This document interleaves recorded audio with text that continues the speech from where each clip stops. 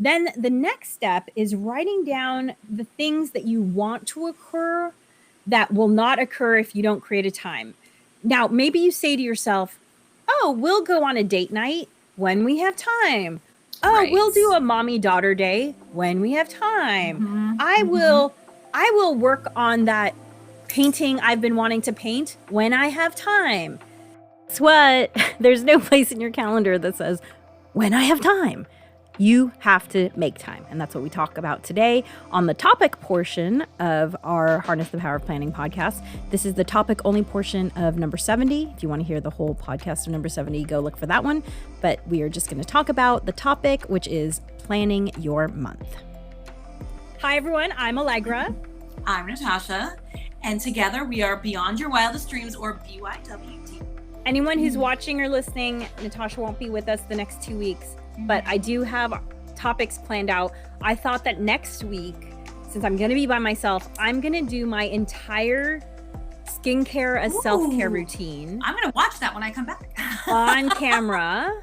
And I can talk you through all the components, why I do it, and why it's self-care. So that's what I'm going to do next week. And then the week after, I'm going to talk about emergency preparedness, since it's been fresh on my mind with all the stuff that I packed in my backpack. So those can be the topics the next 2 weeks. Join me for that. I can't wait to watch both of those when I get back. I'm serious, because appointment viewing. I've heard about your skincare piecemeal throughout the years, but it'd be nice to see the whole routine. It's like be a little fly on the wall in your bedroom. The whole shebang, yeah. So I'm just gonna have to bring everything right here and do it here. That's fun. And so our topic this week is saving time and energy by planning your month. And when we talk about planning your month, we are talking about using a physical planner. So let me just show you, like here's October. And so a physical planner. So we have monthly pages in our planner. And when I say I'm talking about the planner we use, not our branded planner. And we'll put a link in the show notes or in the notes about which planner we recommend. But our planner has a monthly spread, and then each week also gets a 2-week spread. And the weeks follow the months immediately. I tried using a planner once where the months were all up front, and then the weeks, it was 52 weeks. And I hated it so much. So personally, I think having the month and weeks. Oh, that's how they did it? Huh. Yeah, there was one. It was a very expensive leather-bound planner that you've probably been served an ad for on Facebook if you're into productivity in any way, shape, or form. Yeah. And I really do not like it because the 12 months are at the front and then it's followed by 52 weeks. And it's hard. It's just not how I think about my months and weeks personally. So, we recommend having your weeks close to your months. And the very first step, so you'll see, like there's already a bunch of stuff written in my October, as well as, you might be wondering, what are those Ace Hardware cards taped into your planner? Well, those are some gift cards that I got back in June, and I wanted to use them for plants, but it's too hot to plant plants in June in Los Angeles. So I taped them into October, because I was like, that's when I can use these. So that's just an idea of one way you can use your planner. But we definitely have a step-by-step process for planning your month. And the first step is to put in important dates.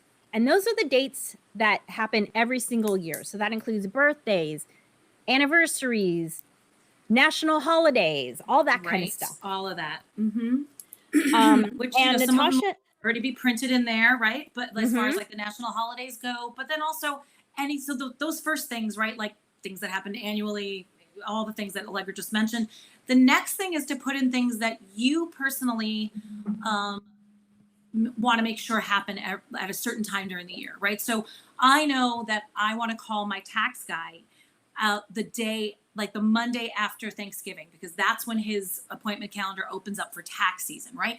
That's because I've missed it before. I've called him in December or waited till January. And we usually like to have our appointment in February because that's usually when all of our documents come in and we want to get it over with. And so I've made that mistake before. So guess what? When I get my new planner, one of the things I do, I put all those anniversaries in, and the Monday after Thanksgiving, I write call tax guy, right? So those kinds of things that need to happen at a certain time every year, like Allegra taping her gift cards in, saying like, oh, I'm going to need this in a couple months. I don't know about you, but when I go ahead and say, okay, I need to give a good example. I want to change my HVAC filters every 6 months, right? So I always put it in my Google Calendar because I'm a proponent of paper and digital. I use both, right? Because certain things work better for certain things. When I put it in my digital calendar, because it goes up to the top as like a reminder as opposed to inside the actual calendar, it's often missed. So I definitely back that up by putting it in the paper planner too. And I usually put those in because when I have just said, oh yeah, I should do it, or put it on a Post-it note or somewhere, guess what? I missed that 6-month mark. So I definitely need to put it in my actual physical paper calendar.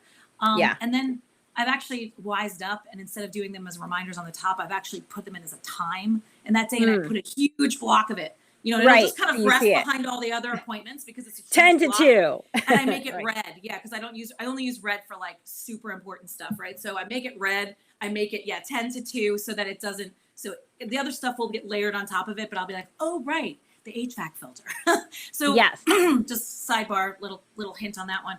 But those things that that are going to happen regularly, that are not birthdays, anniversaries, that are annual, but are important and maybe happen every 6 months or even just once a year, like making your tax appointment. Or the other things that I think Allegra's going to talk about are those things that are maybe your self-care.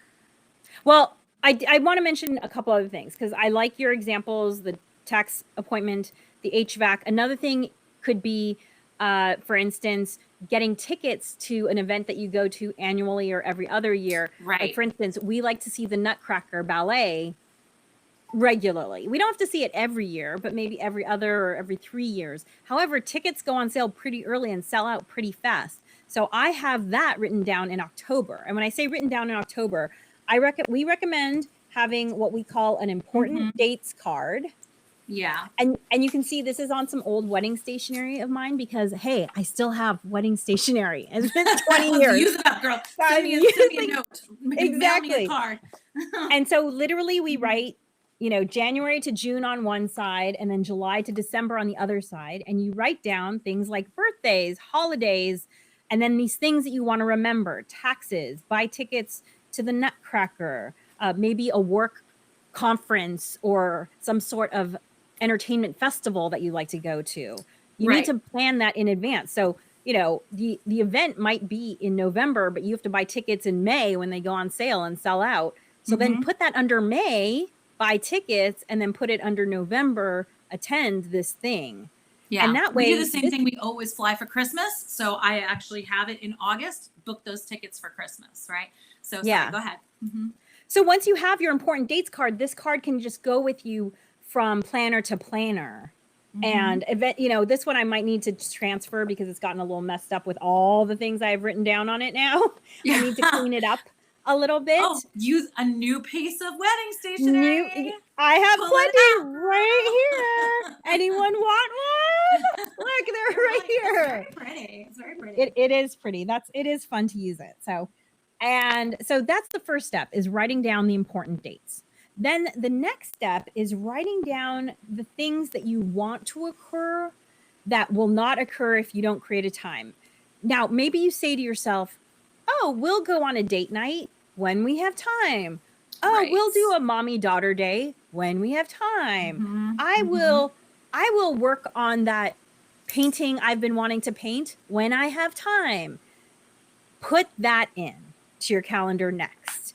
So my family goes through and we actually set tentative date nights and mommy-daughter days, daddy-daughter days. We actually set that in November for the whole year coming up because it's a priority.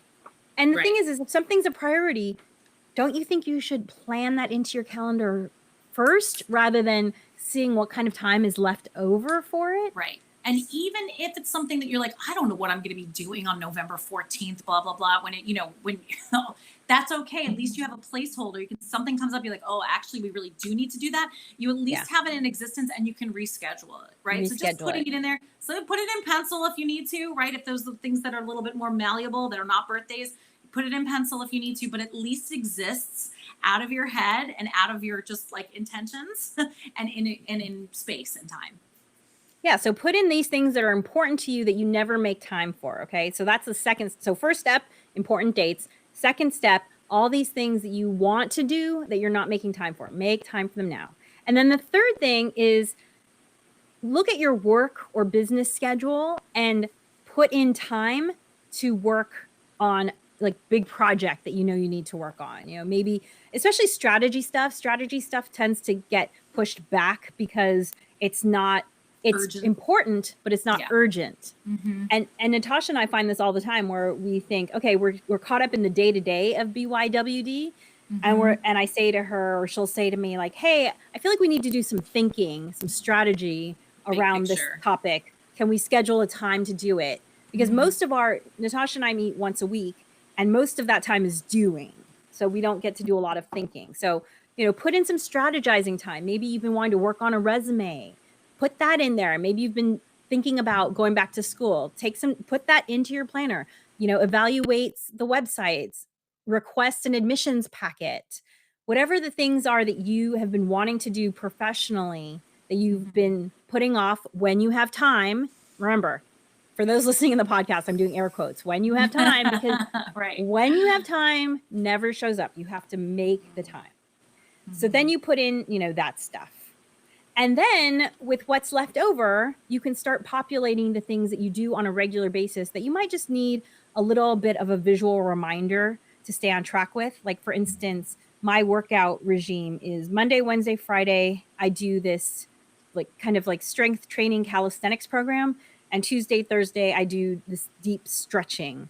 And so I put that in my calendar. Monday, Wednesday, Friday, the workout program is called MR. So I do MR. And then I put FF for the deep stretching. It stands for fascia flossing. So that I put that into my calendar to just remind me like, hey, okay, great. I'm taking care of myself, right? Here's some of the self-care. What am I up to today? Yeah, absolutely. Right. And some of that self-care. So she was talking about planning mother-daughter dates. Also plan in those things where you're like self-care on the granular level, like the daily, but then also if maybe if you decided, okay, once a month or once every other month, I'm going to go ahead and have a massage, right? So that kind of thing too. You are important enough to schedule those things in there. And if you can make the appointments, even if it's just, you don't have to make 12 appointments for the year, but like make the appointment for that month and maybe the next month. They'd be happy to take your appointment. Trust me, a month away. They're happy to know it's coming, right? So for me, that makes all the difference. Just putting it in my calendar and saying, oh, I'm going to do that. And I'm going to call whatever. If I make the appointment, I am 100% better chance of me going than if I just make it for myself. So find third-party accountability, something outside of yourself to make it exist, not just in your paper planner, but go ahead and you deserve to make those appointments for yourself. You deserve to schedule that self-care. It's not just luxury, it is healthcare. Yeah, and then also too, because I put my workouts in, it's something that I get to highlight when I've completed it, which is a fun little motivator for me to do the thing. So don't not put it in because you'll say to yourself, oh, well, I'll do it anyway.